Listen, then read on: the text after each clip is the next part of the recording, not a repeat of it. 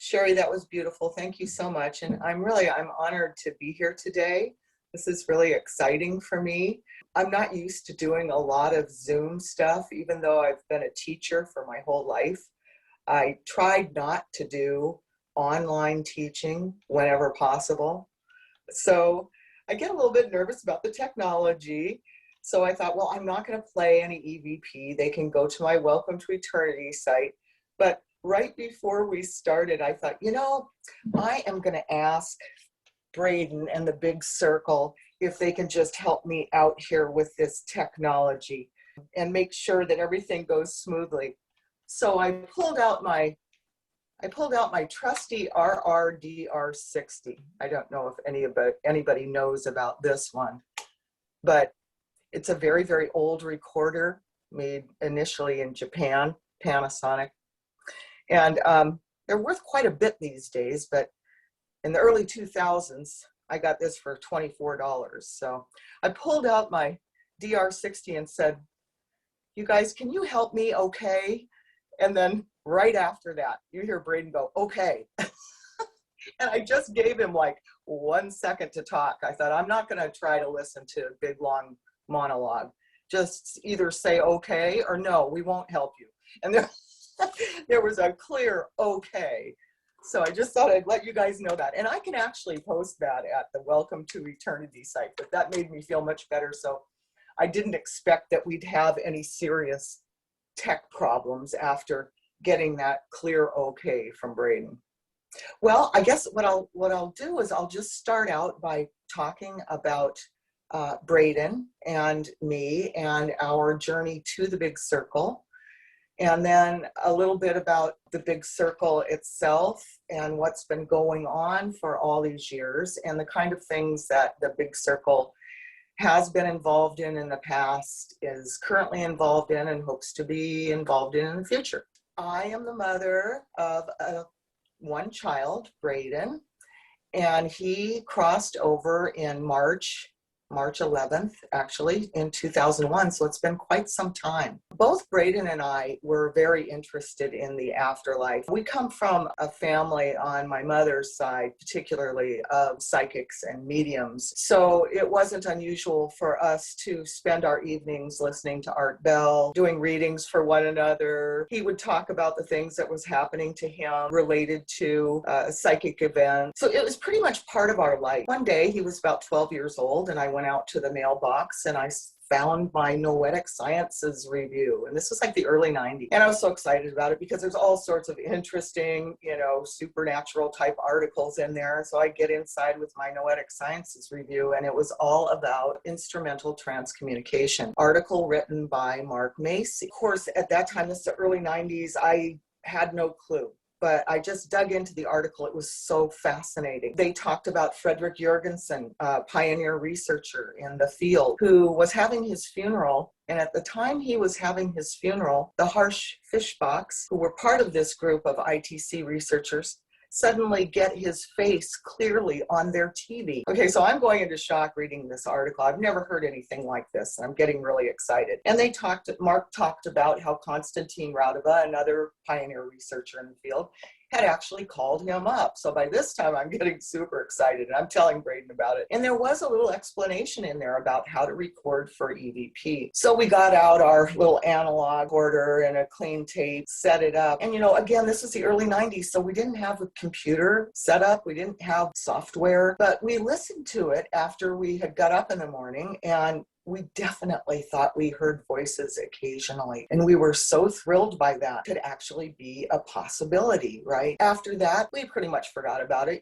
We listened to our Art Bell shows and listened to alien things. And, occasionally if something came up about EVP, we'd listen to that. But, it wasn't something that we practiced. When Braeden was 20 years old, he and his friend Jim went out kayaking in Bellingham Bay. And the weather was beautiful that morning, but unfortunately, by the time they got out into the bay, the weather had gotten really bad, and it was like horizontal rain. And I remember being at home thinking, this is not good. And you know how things happen that are synchronistic. I had the TV on and I turned the channel and it was somebody drowning. It was a movie, right? But somebody drowning. And I'm like, oh, now this is not this is really not good. Okay, so I knew right away that something was wrong before anybody else would admit to that being the case. At any rate, their bodies were never found. The kayaks were found. They had drifted several miles to the north of Nooksack there. The kayaks were found, their oars were found, or no, what do you call it? Paddle. Braden's cap, things like that. But that's about it. So of course that was like devastating. I mean, it's still to this day is devastating. My first thought was, after the search and rescue was called off and we knew there was no hope for finding them, my first thought was, well, we can communicate with one another. We know about this kind of thing. Unfortunately, and I think this is kind of common, I couldn't feel him. It's like nothing I could do. I tried to feel his presence. And meanwhile, we were like very, very close. And I remember saying to my husband, there's something wrong because I can't feel him. And I've heard that, deep grief can cause this to happen. They can be in an orientation of sorts where they're not communicating with you as much as you might want them to. There could be all sorts of factors going on. So I actually did not hear from him for about 5 months. I came home one day and I went to the answering machine and I clicked it on, and whoever it was said whatever they wanted to say, and then the answering machine cut off. And there was Braeden going, "Mom, Mom." It was in his voice, and clearly, "Mom, Mom." Okay, so I went into a little bit of shock there. I tried to explain it away. This is just some sort of radio interference, or, it does sound quite a bit like him. It is saying Mom, but I'm a very skeptical person. I've been raised in academia, and we don't take these things lightly. So about a week goes by, and I should preface this by saying that I rarely answered the phone. I would always let it go to voicemail. And certainly if Braeden called, sometimes being a teenager, he would want this or that or the other thing, and I'd be busy and I wouldn't want to answer. And he knows I'm an introvert and whatnot. So when he was alive, he used to call and he'd start out by saying, "Mom, Mom." And then he'd go, "Pick up the phone." And then there'd be another pause. And then he'd go, "Eh." And that was his noise for, this is really embarrassing. And I'm really upset now because she's not picking up. Okay, so the EVP came in that order. The first one was Mom, Mom. And the second one was pick up the phone. And these came like about a few days to a week apart. And then the third one was, eh. So by that time, I was completely, you just don't even know what, the feeling is like, oh my God, he's alive. He's actually speaking to me. This was an incredible thing. And then he left a rap, because he used to do extemporaneous rapping, like hip hop type stuff. "You aren't home. Hey, Mom, I have to say that I don't know why." He left that one. And every one of these were in his voice. Okay, so I finally let my husband listen to the last one because it was so cute, this little ditty. And he had his head, that there was a lamp that came out like this, and he had his head down listening to the answering machine. And when he heard his voice, his head flipped up, the lamp went flying. He went staggering backwards. Okay, so I thought I've got to look into this, which I did. I started researching EVP and ITC, and I came across what was then known as the American Association for Electronic Voice Phenomenon. And there was an article written by Lisa Butler, who is the co-director, called, what was it? I've got it here. Children Together on the Other Side. That's right. So, I mean, it was a fresh article, a new article written in the early 2000s. And it was one of the first things that popped up on the screen. So I'm like, this is perfect. Here are these two mothers, Karen Mossy and Martha Copeland, whose children got together on the other side and then turned around and got them together on this side. This is what the article, and you can still read the article. It's at the A-Trans-C website still. So I immediately got in touch with these women and said, I just am drawn to this because of the messages that I received from my son. So they're like, okay, so what's your name? What's your son's name? I said, my son's name is Braeden. And there's this big silence. Braeden? We know a Braeden. We have been getting messages from a young man named Braeden, and messages about him from our own children.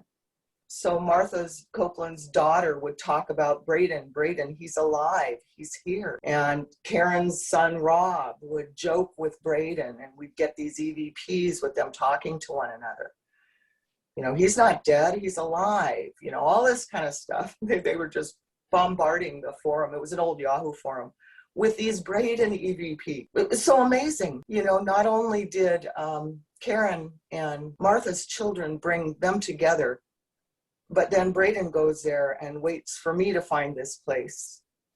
And then, you know, in the meanwhile, they're sharing all this Braeden EVP. And it was so clear that they knew that this person was, you know, definitely part of the group and looking for his mother. They didn't know anybody named Braeden until I showed up. So that's how we ended up at the Big Circle. The Big Circle was named by Martha Copeland's daughter, Kathy Amos, who passed in the early 2000s in a car accident. She just said they wanted it to be called the Big Circle, and that would include all of us, those of us here on this side who are working to connect with our children, and others who are part of the Big Circle on the other side. We spent a lot of time in those early days communicating with our own children, getting communications from Karen's son, Martha's daughter, Braeden, other parents as well who found the Big Circle and were hoping that their children would come through. And we started to record for other parents who had lost their children. And that kind of morphed into just about anybody. So a sister who had lost her brother, or you know, a child who had lost a father, things like that. But we primarily worked with parents who had lost children. So at that time, I was made what they call a certified proxy practitioner, which just means that I was able to work with the Big Circle to bring the kids through. And I've been doing it ever since. So since, you know, the early to the mid 2000s, I've been doing this work. The Big Circle, like I say, it started out in a Yahoo forum. And I was so afraid to try to do EVP. I thought, everybody can do this but me. Martha can do this, and Kathy can come through, and Braeden can come through, but I just have to wait for everybody else to do their EVP and send it to me. I was afraid of failure, you know, thinking I won't be able to do it and then I'll get frustrated. So I bought myself a little digital recorder, 5010B or something. And I left it in its packaging for 2 months. I was too afraid to be rejected and to fail and to, you know, anyway, I finally opened it up. I followed all the directions that Tom Butler gave us about, you know, how to make sure you don't get false positives and you have to have 2 recorders. And I got out my 2 recorders and I put them down in Braeden's room and turned them both on. I left the room and I waited my 5 minutes, you know, and I go back in there and I pick them up and I sit down and I'm listening, nothing in this one. And I'm thinking, oh my God, I'm starting to get nervous and upset. I'm never going to do this again. I'm such a huge failure. So then I'm listening, the other one.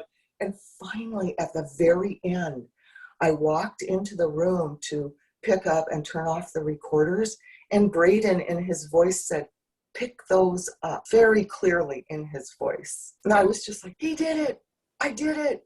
Oh my God. I mean, I was just so excited.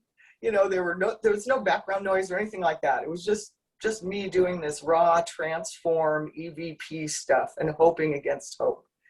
So that's what started it. I think the second one that I got that really blew me away and got me doing this work more frequently was from angels, actually. My recorder turned on accidentally when I think I'm listed here as Vicky and Mary Jo, which I don't know how that happened, but Mary Jo is Jim's mother. I think it's because we went to a Zoom thing together and I just typed both our names in there so the guy would know who we were. Mary Jo was upset because she couldn't find a pen.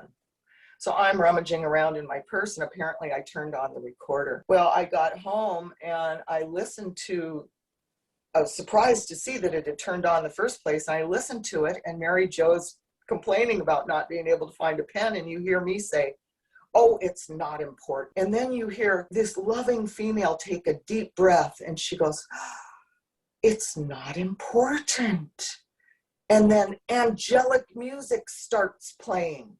And that one is already on the Welcome to Eternity site. I think I posted that a couple years ago, so it'd be way down the feed there. If it's not, I can always post that one too. I think it's there though, but it was amazing, just amazing. We, Karen and Martha and Lance Reed and Mike Sullivan, I can think of plenty of people who over the years have been in and out of the Big Circle fold. A lot of us will take breaks sometimes and then we'll come back. Right now, we are 3 of us pretty much working at the welcome to eternity.com site. That's Karen Mossy, me, and Lance Reed. And we will post our EVP and stories there. Martha Copeland, who hasn't been involved for a while, she's been busy with other things, moving and whatnot, has just sent me a bunch of her really good EVP from the early days with Kathy in her voice, you know, scolding her dogs and whatnot, which I'm going to get on, and I think a couple of those are on in the Calling Earth documentary, which I am going to get on the site, so you will be seeing those as well pretty soon on that site. We're trying to populate it with mostly, sometimes we have our old stuff there, but we have a lot of new stuff there, and we're also doing some things that those on the other side have asked us to do. They have wanted us to branch out from EVP, and so we've been doing automatic writing, some mental mediumship work with them according to their requests.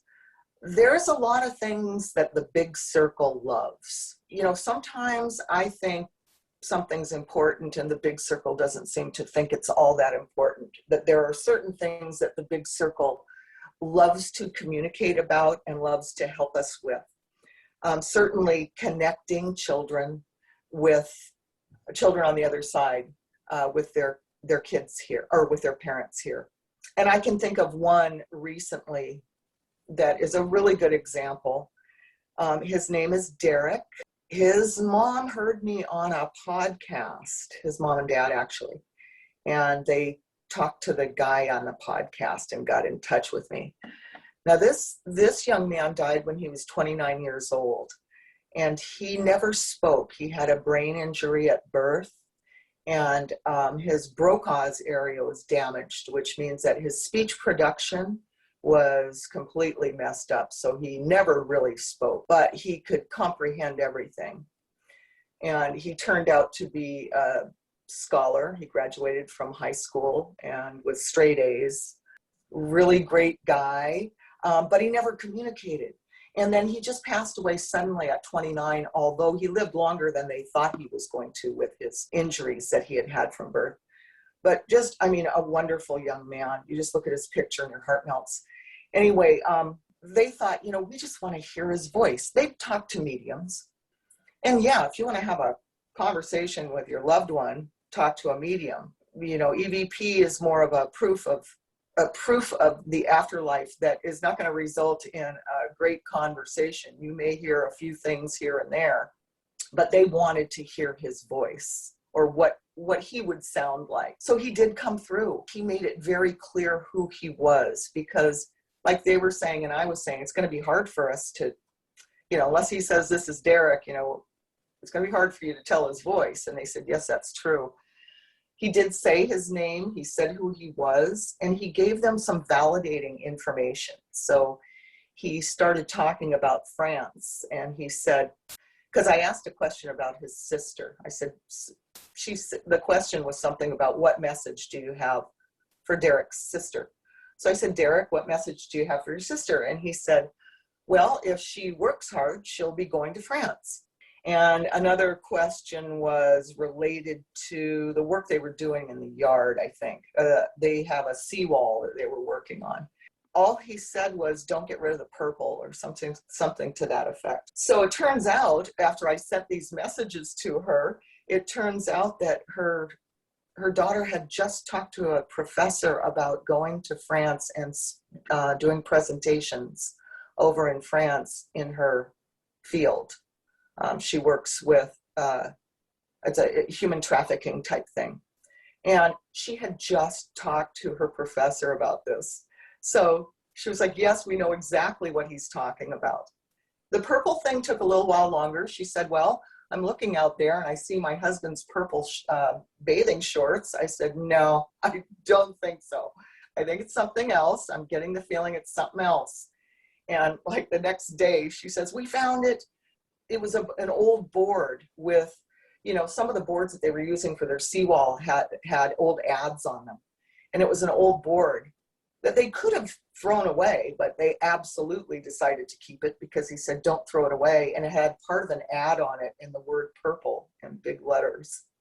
You know, those were a couple of examples that they just loved, that made them feel like he was really there, you know, watching them, watching over them, you know, knew what his sister was up to, that kind of thing. They love to do that kind of thing.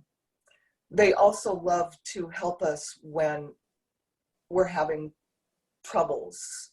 For example, when we're grieving. So with animals in particular, those kids were all three of them. I think all three of us had people donating to animal welfare societies, because all three of these kids, Rob and Kathy and Braeden, were animal people. Here's an example. My kitty Linei, and it's a long story, but she was named after something Braeden used to say, and he never knew her in life. She got very, very ill, and she was dying, and I'm not an animal communicator, and I did not know whether if she was suffering, whether I should put her to sleep, you know, this kind of thing. And I don't usually ask them for advice, but my heart was hurting for my cat. Love my cat, right? We love our animals. So I asked them, I said, should I put her to sleep tomorrow? And they very clearly said, no, don't do this. Okay, then they explained to me that she did not want to be put to sleep, that she wanted to die at home with us. Now, this is something that I would not necessarily have picked up on had I not done that session. And after she passed, they were so sweet about it. They told me how happy she was. And, you know, they gave me really good and loving information about her, and, you know, how she was playing, and jokes about her based on her personality. And yeah, so the animal thing, you know, connecting people up. The other thing they like to do is like lost and found, for example. Like I said, if we're having issues or troubles. So Mary Jo, for example, and this is on the Welcome to Eternity site. She lost an earring one day, and this is an earring that she very, very, very much did not want to lose. Carried a lot of sentimental value. We had been on a several-mile hike, and this earring could have been anywhere. She looked at me and she said, why don't we just ask them? So I said, okay, I will. We put a note on the message board at the park. We went home, you know, and I got out my recorders and asked them. And the first one I did on this RRDR60. You know, the thing about this guy is that it gives you a lot of EVP right away, but it's not often really clear. But for yes, no's, and the okay, like I told you about earlier, that they gave me for helping us, it's okay to use. So I said, Braeden, you know, you gotta help me with this, because an earring is not gonna be easy to find in a 741 acre park. What I heard him say was, I'm nearing the barn, Mom. Now that was a class C at best EVP. I knew in my gut what he was saying, but if I had presented that EVP to anybody here right now, they'd probably go, well, maybe, but I don't really hear that, you know, that kind of thing. So sometimes I use EVP in that way because of our psychic and intuitive and mediumship skills that kind of run in the family. So I'll intuit what he's saying. So right away, that barn EVP took me to one specific area in 741 acres. So I knew right away where I was going. Now there were a couple barns. So this time I wanted to get really clear, because I was sharing these with Mary Jo too, because she needed to be part of this scavenger hunt thing. So I wanted them to be really clear. So I used a different method that usually results in very clear EVP. And I got 2 EVP that took me directly to the barn I was looking for. The first one was looking for male junk. Okay, so I mean, this doesn't make a whole lot of sense just sitting here right now, but to me it was like, what? Because I had almost taken a picture of Mary Jo in front of one of the barns, but I noticed off to the left that there was a spray painted male junk there on the wall, and I thought, I'm not going to do that to Mary Jo. So I didn't take that particular picture. I waited till she moved, and then I took a picture of the front of the barn. Well, the second clear EVP was that stake. It broke. And so here's the male junk right here. Here's the door of the barn, and right above it is a huge stake, broken stake, just sticking right out of the building. Okay, so there I go. Okay, Mary Jo, now we know where to go. So her mother-in-law had given her the earrings. So we get out there, and I said, I'm not getting that it's in the front here where the picture is. He's just telling me that this is the area. So I didn't spend a whole lot of time out front there. There was a lot of tall grass, and how do you find an earring? And I still wonder to this day if this wasn't an apport, if they didn't move that earring to a spot where I could find it, because I walked around the back of the barn and there were no identifying markers back there like male junk or anything, no spray painting.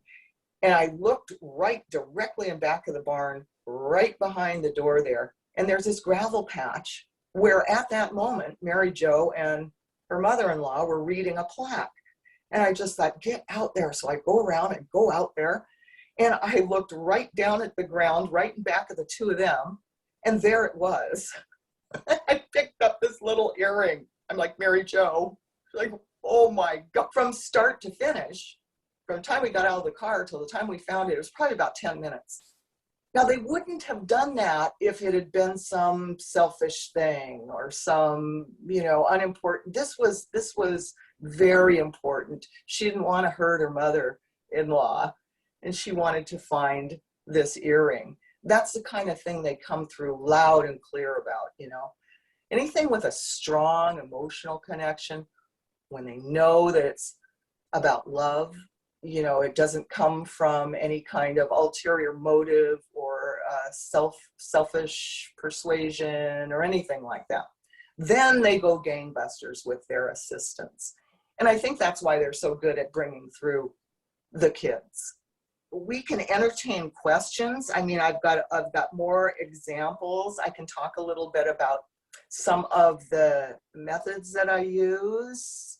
Well, if you recall back about 15, 20 minutes ago, when I mentioned what I did to hear from Braeden for the first time, I got out 2 digital recorders, one like this, the other one was just like a Sony 5010B or something, little tiny, just digital recorder. I would say that the older and the noisier the recorder is, the better the EVP you're going to end up getting. Now, that's a general rule, but it tends to have stood the test of time for me. No background sound. Just put them down, set my intention. The other thing Braeden said to me a few years ago, because I wasn't doing this enough, he said, Mom, you have to follow what I call the 3 Ps. That's prayer, permission, and protection. You need to pray in whatever way you feel comfortable praying for permission to do this and protection to do this. Don't just think that I'm going to be there protecting you. And you need to figure out, he told me that I needed to, and this is not true of everybody who does this kind of work, but for me, when I'm connecting with children on the other side, he said I needed to set my intention and ask in advance if they would be available, because sometimes the kids aren't available. It's like mediums will say, I can't guarantee who's going to come through for you. It could be your mother that you really desperately want to hear from, or it could be somebody that you didn't really like very much. So Braeden always said to me, ask in advance. So when I first started out, and he also always said, be very simple about all this. So I started out doing what we call transform EVP, which is what I explained to you. That is that you've got the digital recorders relying on ambient, stochastic, or in other words, random noises. So you could put like a fan on, or you could have clothes in the dryer and that sound is running in the background. So you get some random noises that they can then work with to create words. I was not using any vocal sound source at that time. And I didn't use any kind of vocal sound source for many, many years. I used mostly just digital recorders. Sometimes I would use a rubbing or scratching method, you know, and I think this guy in Germany used to do a lot of it. I can't remember his name, Hans something, but at any rate, you know, like even just taking I used to use a set of keys and just like rub them on the counter next to my digital recorder. And I kind of let those guys do my hand. You know, it's like, you guys do my hand. So what I would get is beginning and ending of sentences, you know, that they would, because they were controlling my hand as I was doing this kind of movement. And then I would go in and listen for EVP. So I started out doing regular transform EVP, and that's just, you know, you hope they come through. And if you have a fan, that's great. If you have the dryer, that's great. Then you put it on your computer. And if you have a basic software editing program, you can amplify it and denoise it a little bit and see what you get. If you want to jump right in and do human vocal EVP work, then I would recommend that you look at Sherry's video on using gibberish. And also, Karen, you teach the gibberish background type method too, don't you? Yes.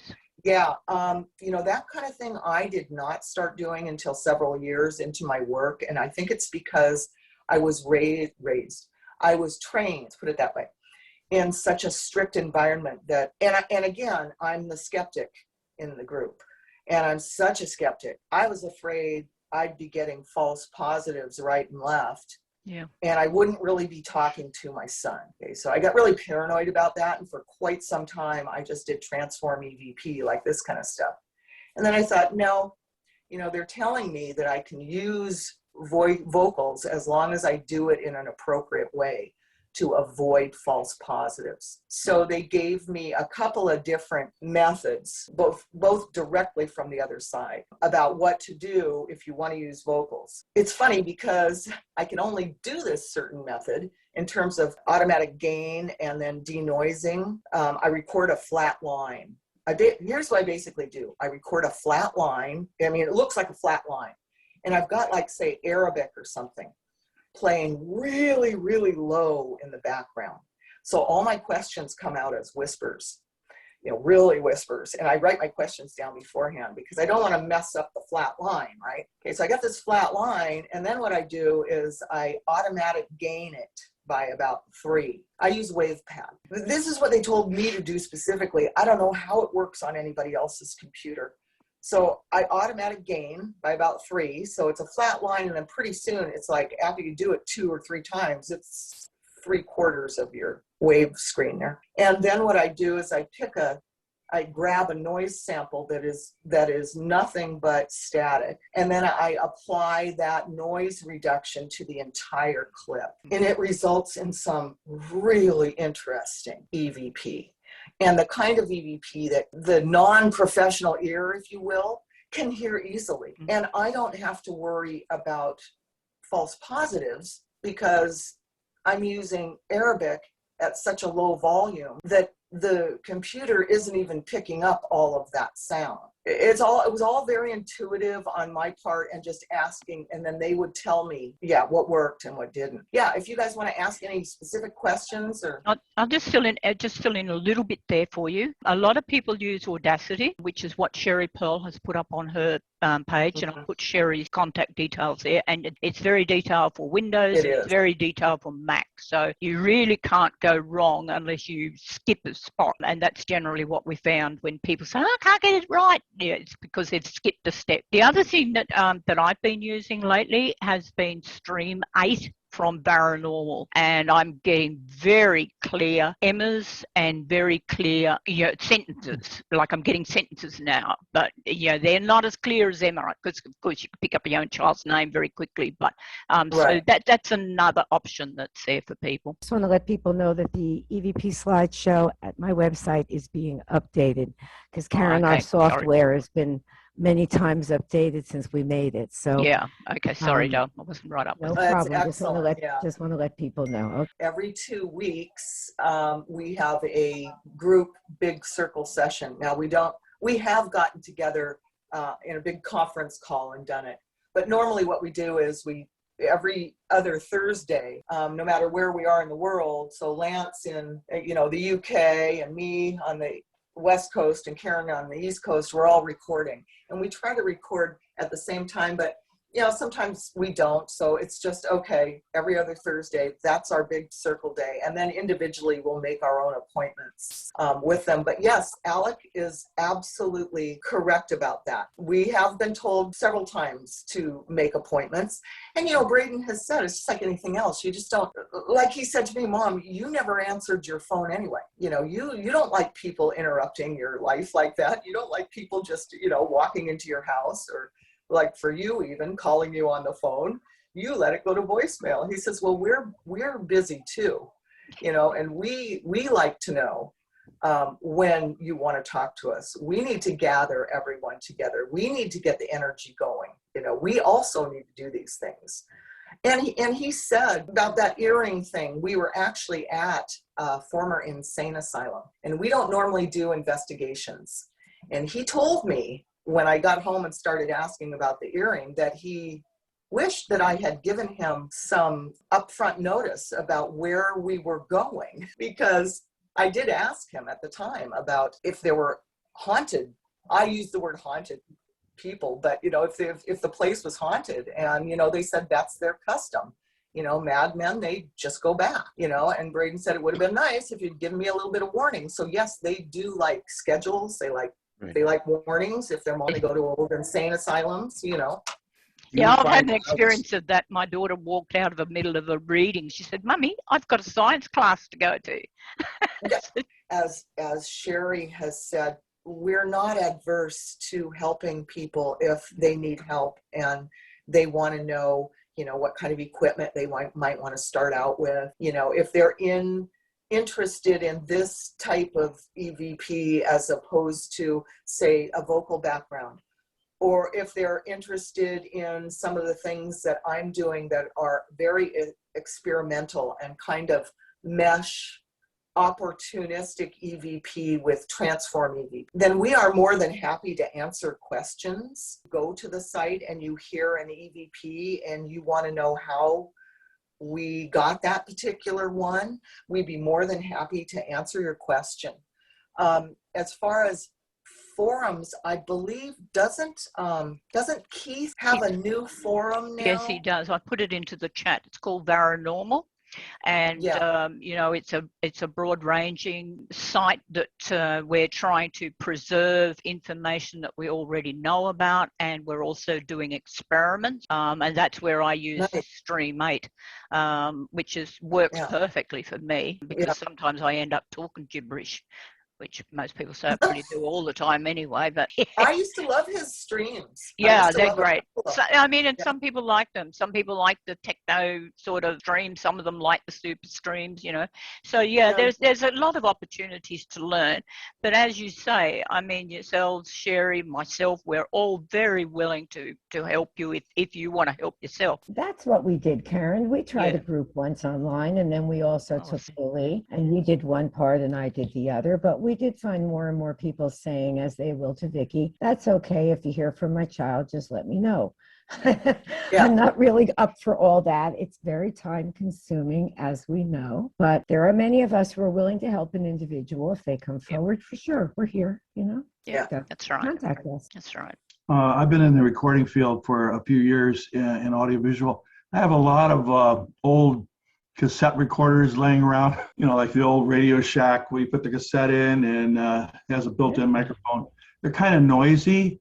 So I'm thinking that might be a good choice because it's generating its own noise as the tape is rolling. Yeah, Does it absolutely. feel good? I also have a little mini cassette that I rarely use. It's a pocket, recorder, but it's got a tape, cassette. Analog recording is, that's old school, man. And that you can get some really, really good EVP using analog means.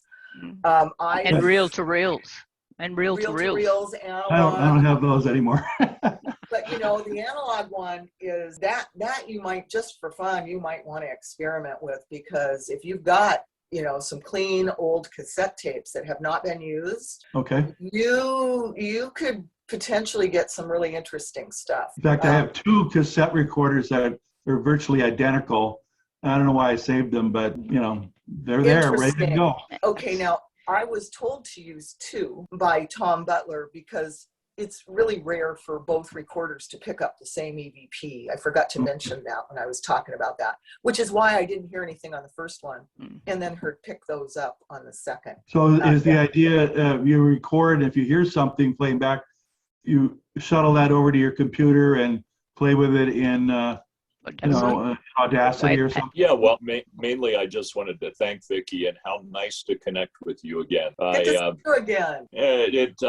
felt like I had a really nice connection when I met you, and it was all coming back to me as I was listening to you talk today. But thank you for an incredible presentation. This was fascinating. I'm going to go to your website and study a little more about it. And go to Paranormal too. Thank you, Vicky, for a great presentation, and also to Sherry for all the help she's given me and my wife in this area. 2 quick questions. Yeah, thanks, Sherry. 2 quick questions. Do you get any benefit from modifying the playback speed? Number 1. And number 2, have you ever audited the same recording 2 or 3 times and gotten different messages? Yes and yes.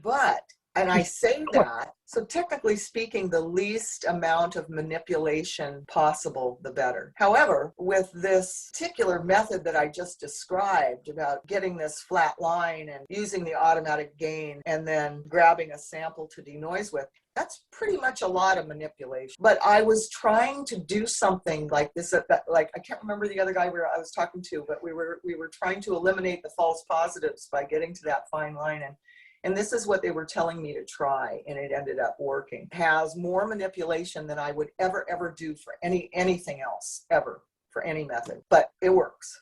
So I can't say never manipulate the EVP, but I can say that most of the time, unless you're doing a specific method where you're getting direct responses, you know that these aren't false positives and you're having to do a little bit of manipulation, like this one method I explained. Other than that, I don't manipulate the EVP, other than to amplify maybe and denoise a little bit. I used to edit the ITC journal for Annabella Cardoso.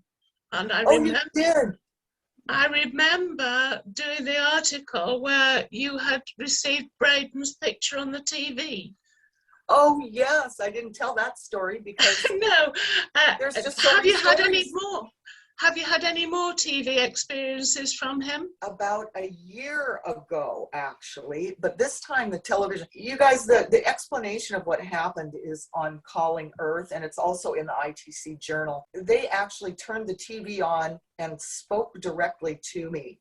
And Dan Drazen has some footage from that because I finally I was in the middle of the night. I went and found my camera, recorded what I could of it. Braeden and Jim both showed up, and they actually spoke directly to me. That was the bizarre thing.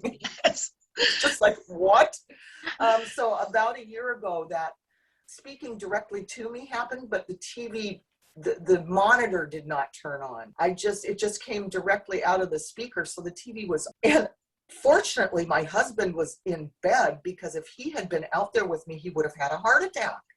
I mean, they greeted me, It's just sitting there going, what? And I said, I hear you guys. I said, hi, I hear you. And then, they didn't say anything else, but I didn't want to say it too loud because my husband would think I was going crazy in the living room. Anyway, nothing to compare to that first time though, where they asked me what I wanted from them, and then they proceeded to, and I said, well, to communicate, and they proceeded to go, okay, watch this, and then they just all figures and you know, people and numbers and like, oh, it was incredible. Words, it was just incredible. Wonderful, wonderful. Thank you. I'm so glad you remember that. Nice to see you. I think that's what I've been getting from the big circle, is that the connection is far more than just, you know, you go buy one of these and then you type in some numbers and then you get to talk to somebody.